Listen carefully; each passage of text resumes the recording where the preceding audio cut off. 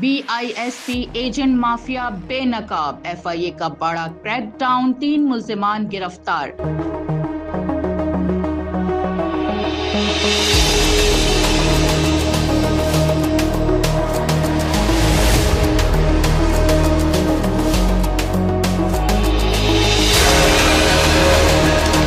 वफाकी तहकीकाती इदारे FIA ने Benazir income support programme BISP के मुस्तहिकीन की इमदादी रकूम में मुबैना तौर पर गैर कानूनी कटौतियाँ करने वाले एक मुलजिम एजेंट माफिया के खिलाफ बड़ी कार्रवाई करते हुए 3 मुलजिमान को गिरफ्तार कर लिया। FIA के मुताबिक वफाकी हुकूमत के मुख्तलिफ इदारों में सरगर्म एजेंट माफिया के खिलाफ जारी मुल्क गिर क्रैकडाउन के दौरान FIA क्राइम सर्कल हैदराबाद ने मुसद्दिका इत्तलात पर कार्रवाई करते हुए MSJJ कम्युनिकेशन पर छापा मारा, जहां से राशिद अली, अहमद खान, फुरकान नामी 3 अफराद को गिरफ्तार किया गया। हुक्काम के मुताबिक गिरफ्तार मुल्जिमान के खिलाफ FIR नंबर 19/2026 ताज़ीरात पाकिस्तान की दफात 409, 420, 109, 34 और इंसदाद बदउनवानी एक्ट 1947 की दफा 5 के तहत मुकदमा दर्ज कर लिया गया।